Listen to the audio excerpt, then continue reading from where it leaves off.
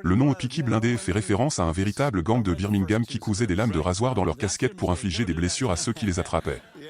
L'interview met en évidence le contraste intéressant que Killian, en tant qu'Irlandais, incarne un personnage de Birmingham interagissant avec de nombreux Irlandais dans la série. Les accents variés de la série, bien que différents, fonctionnent harmonieusement. On compare la série à The Wire, réalisée par Kurosawa en Grande-Bretagne à la fin du XIXe siècle. La série est saluée pour son exploration de la classe ouvrière britannique, un angle rarement abordé dans les drames où la classe moyenne supérieure et l'aristocratie sont plus couramment représentées. On note que, de manière similaire aux séries de gangsters américaines, la classe ouvrière est mythifiée, mais la série offre désormais cette perspective en Grande-Bretagne. Killian évoque le personnage de Winston Churchill dans la série, notant qu'il est présent mais pas nécessairement dépeint de manière sympathique. Son personnage le considère comme authentique en raison de ses expériences dans les tranchées. Il explique que son personnage, la famille Shelby, est basée sur une véritable famille de Birmingham, et que l'auteur a construit ce personnage à partir des histoires transmises par ses parents.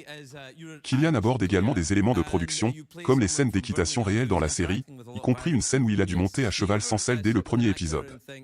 Il parle aussi de son apprentissage de la conduite à Londres et de son choix de devenir végétalien après avoir été végétarien pendant 12 ans. La deuxième partie de l'interview tourne autour de Killian, avec un focus sur ses préférences de jeu d'acteur.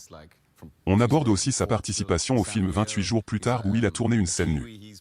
La discussion se déplace ensuite vers des sujets légers, comme ses animaux de compagnie et sa famille. Ils discutent également de théâtre et partagent leurs héritages irlandais. L'interview se conclut en complimentant la performance de Killian dans Peaky Blindés et en notant que c'était une conversation très agréable dans l'ensemble. Dans la deuxième partie de l'interview avec Killian, l'attention se tourne vers sa carrière d'acteur et ses préférences. Il partage son intérêt pour les rôles de méchants, mais il trouve plus captivant de jouer des personnages avec une complexité morale. Il observe que la télévision contemporaine tend à mettre en avant des anti-héros, tandis que les films se concentrent souvent sur des thèmes d'action ou pour enfants.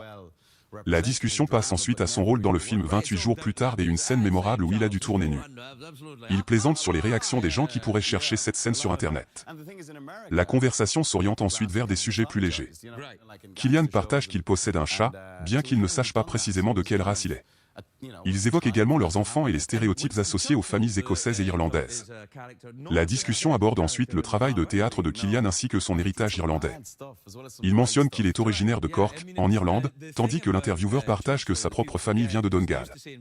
Ils discutent brièvement de la scène théâtrale à Dublin et du fameux Abbey Théâtre. L'interview se termine en revenant sur la performance de Killian dans Peaky Blindés. L'intervieweur le félicite chaleureusement pour son rôle et Killian exprime sa gratitude.